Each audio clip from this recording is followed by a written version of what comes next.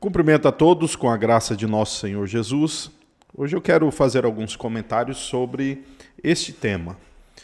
É impossível, qualquer relação eclesiástica, doutrinária, entre a fé reformada e o adventismo, ou entre os reformados e os adventistas. Ainda que haja aqui ou ali a presença de adventistas de um certo grau acadêmico, muito respeitado e tem até contribuído para algum debate na área acadêmica, como, por exemplo, o doutor, acho que ele é doutor, né? O Wilson Parochi, né? Que ele trabalha muito na área de manuscritologia e tal. O próprio Dr. Rodrigo Silva, que tem uma abordagem, digamos, da arqueologia bíblica, enfim, né, que ele tem trabalhado muito essa área. E, vez por outras, você nota tanto livros como eles mesmos, né, o próprio Rodrigo Silva, presente em eventos criacionistas, enfim.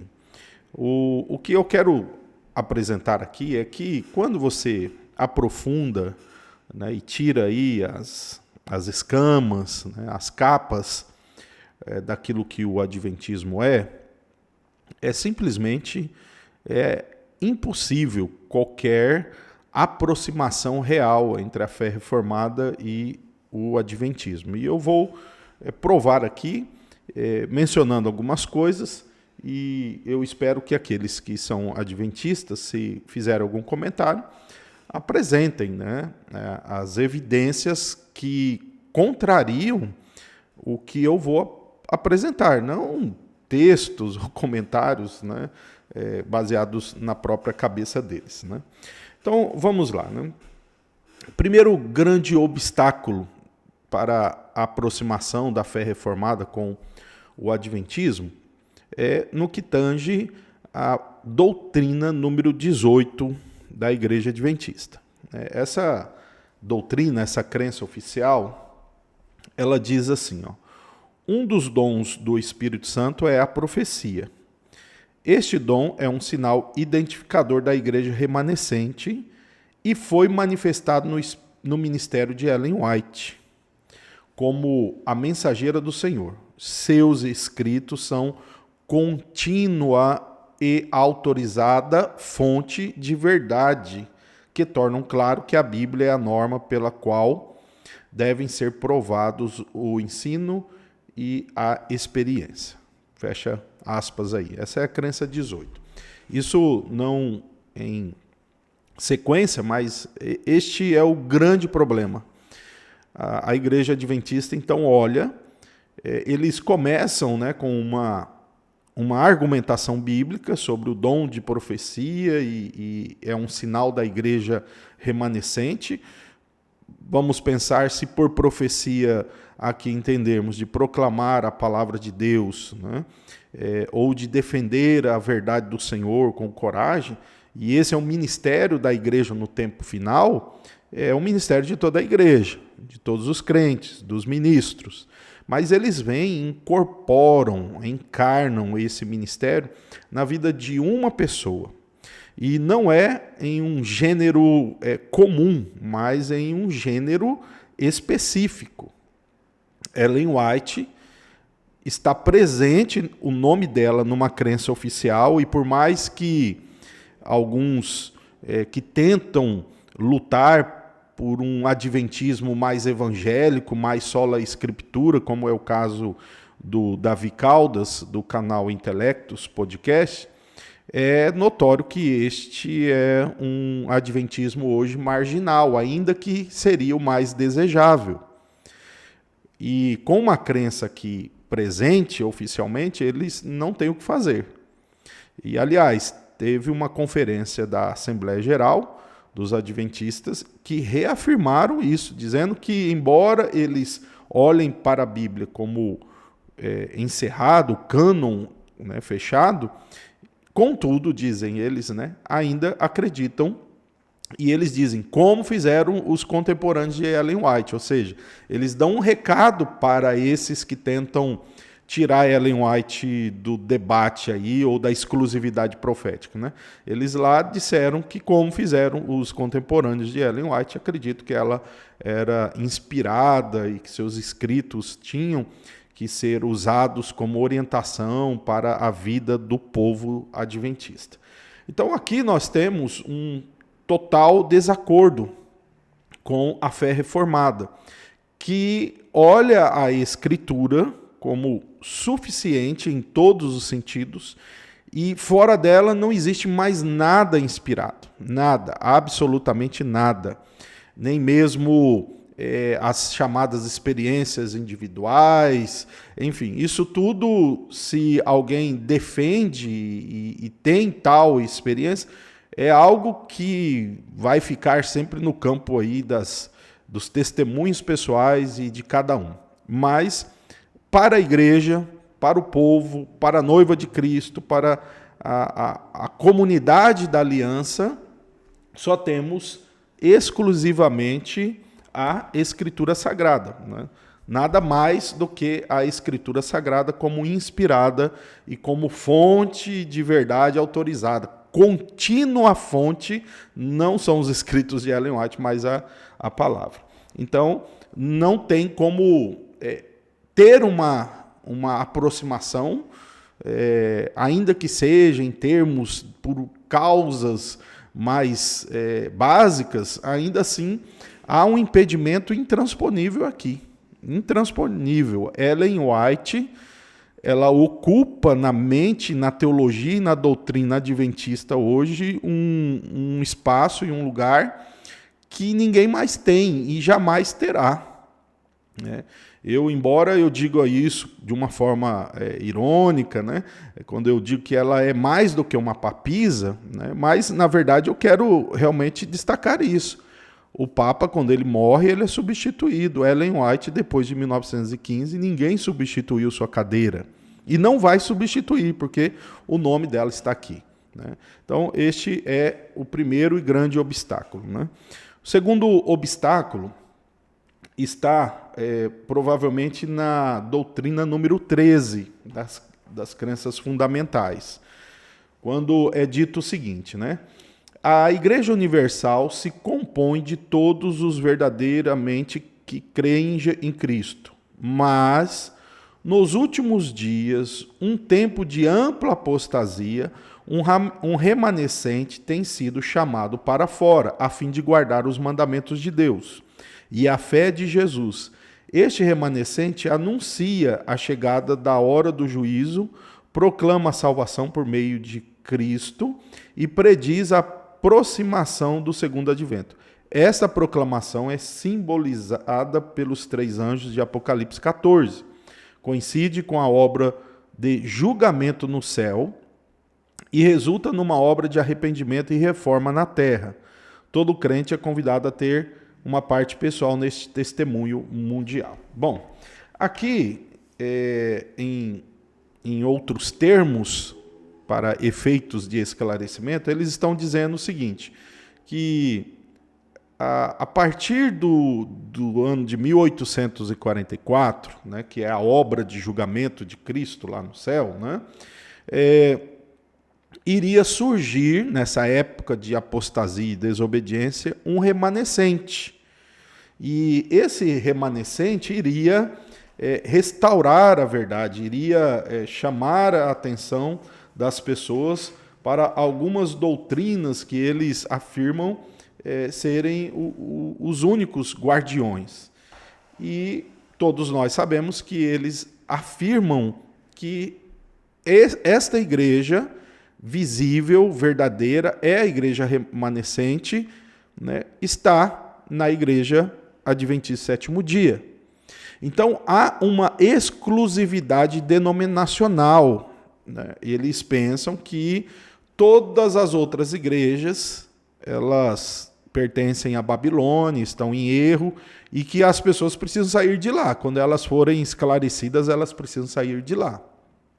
Então, há um exclusivismo denominacional no sentido de que eles afirmam que não existe outra igreja que Deus aceita a não ser a igreja adventista do sétimo dia. Nesse dicionário aqui, novo dicionário internacional de teologia, no tópico adventismo, Anthony Huckman, ele comenta algo bastante apropriado para o assunto. Na página 37, olha só o que o Anthony Huckman escreveu. Ele que escreveu o artigo no verbete Adventismo do sétimo dia. Abre aspas, o que ele diz aqui. Muitos adventistas hoje gostariam de ser considerados cristãos evangélicos. E em anos recentes tem havido considerável discussão interna sobre questões doutrinárias centrais. Mas a doutrina da igreja remanescente, que permanece como um ensino oficial adventista, parece tornar difícil, senão impossível, sua identificação com as principais correntes evangélicas. Fecha aspas. Né? Então, aqui é dito nesse dicionário,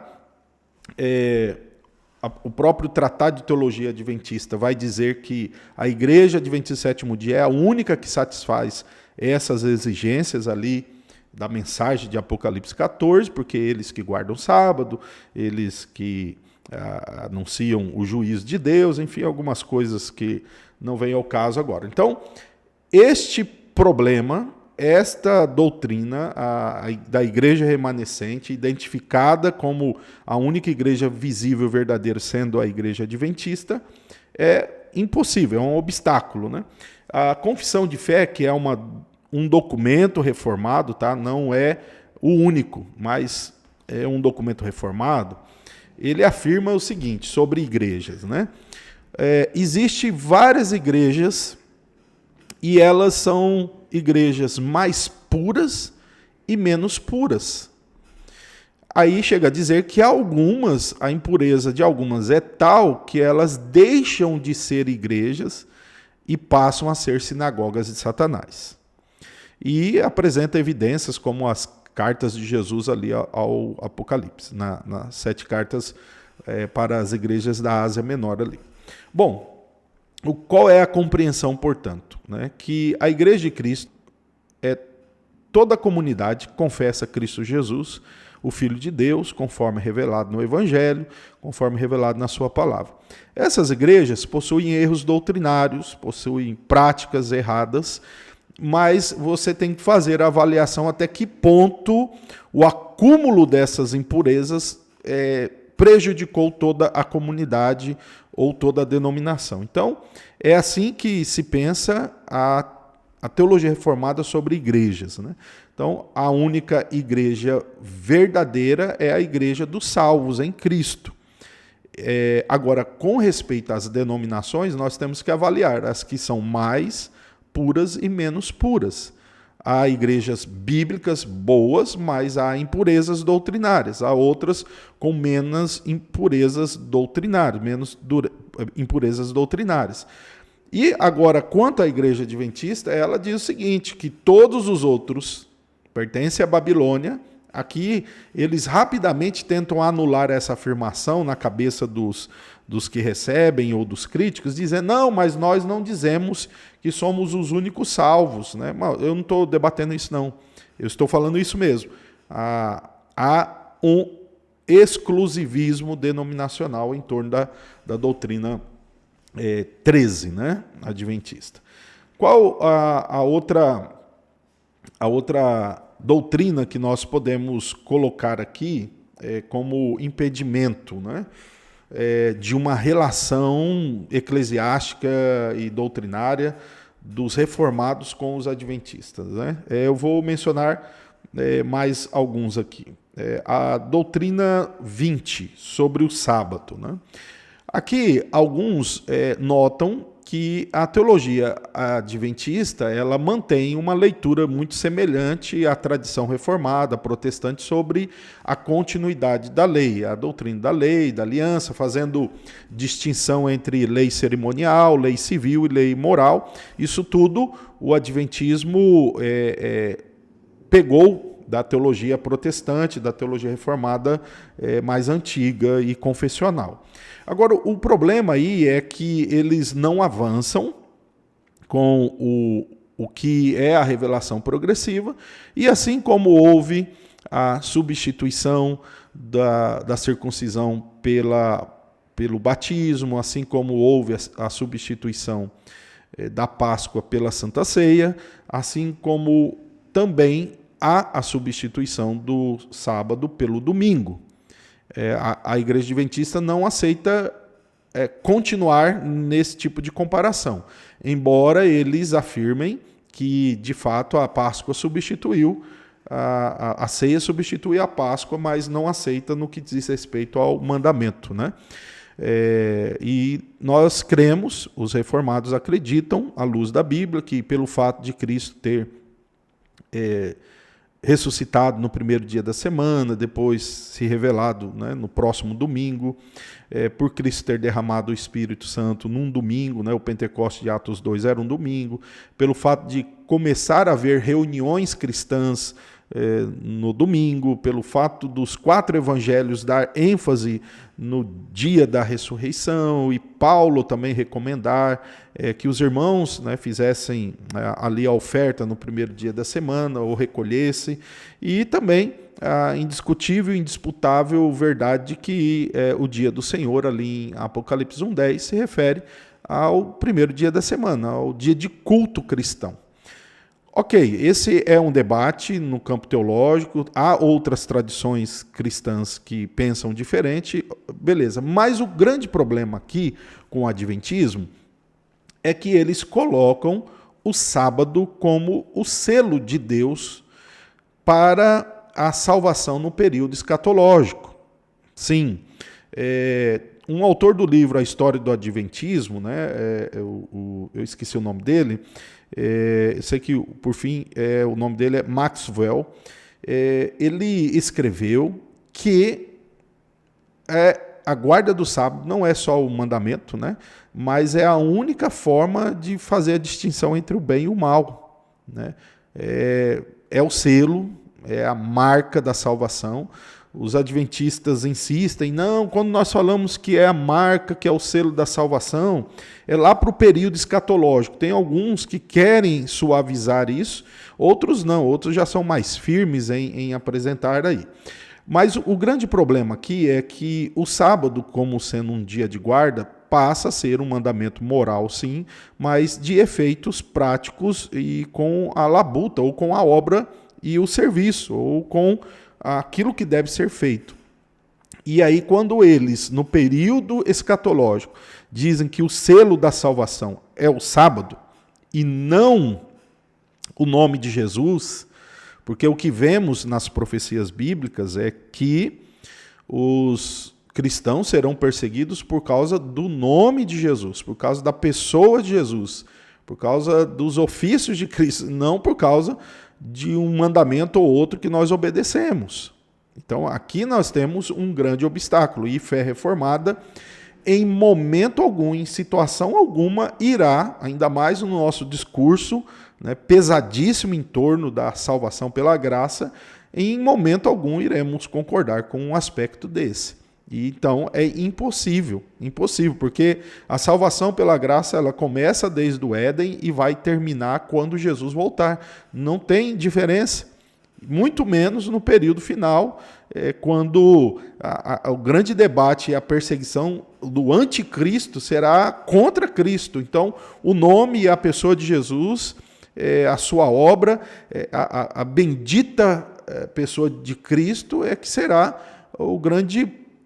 a grande pedra de toque aí, né? Será o centro nervoso de todo o debate no fim, Jesus, né? Agora eles querem colocar um mandamento, sem condições.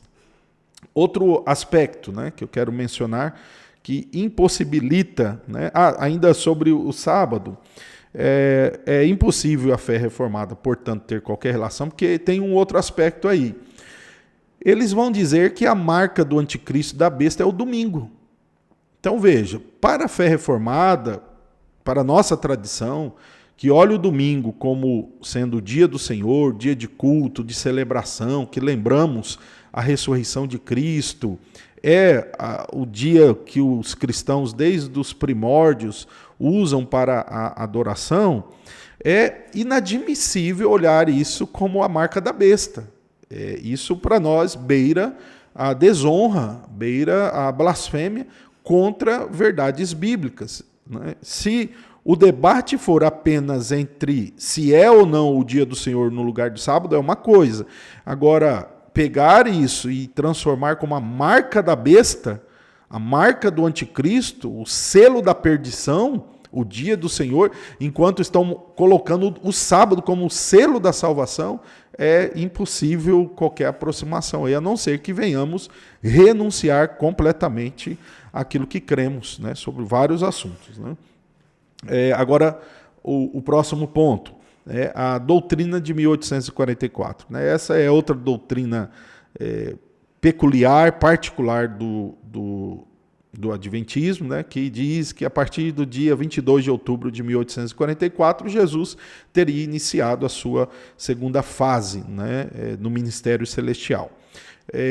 Confesso para vocês que, para mim, hoje, essa doutrina não é tão horrível ou mais horrível do que pensam os dispensacionalistas, né? Quando dividem as eras, quando tentam dizer o arrebatamento da igreja, sem base bíblica alguma. Então, assim, esse é um erro de interpretação que envolve escatologia e ação de Cristo.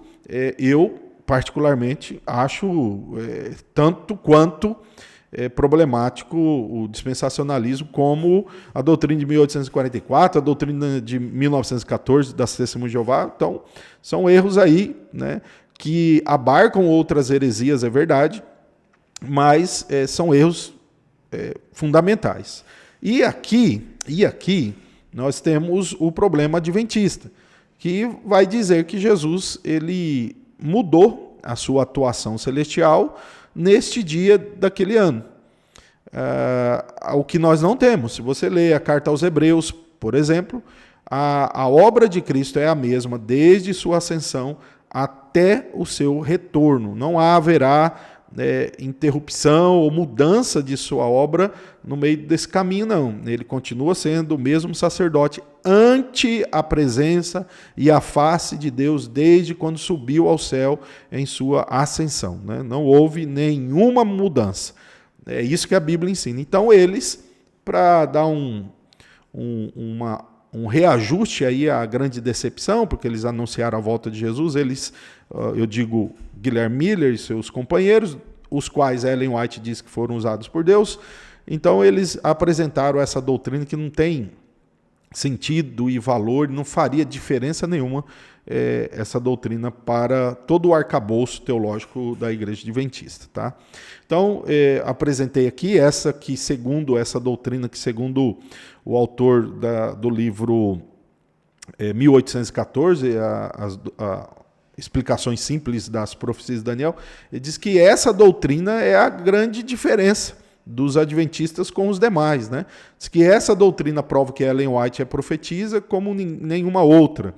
E ele chega a dizer que quando ele descobriu a verdade de 1844, tudo fez sentido, e agora ele não conhece só Jesus, mas ele conhece a verdade presente. Foi assim que ele escreveu. Então nós temos aqui esse obstáculo. Nós temos outro obstáculo, que é a doutrina do tormento eterno, né? É um ensino bíblico que está presente em nossas confissões, mas parece que muitos não olham essa doutrina como um diferencial de ortodoxia ou não, né?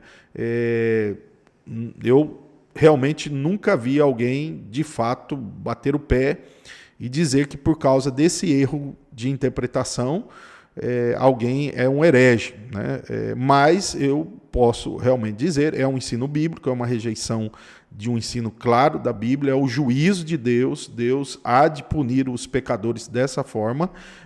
A Bíblia diz isso, fala do tormento eterno, né? De ser atormentado para todo sempre, não tem o que fazer com isso que a Bíblia está dizendo, não adianta torcer, forçar, então há uma dificuldade aqui.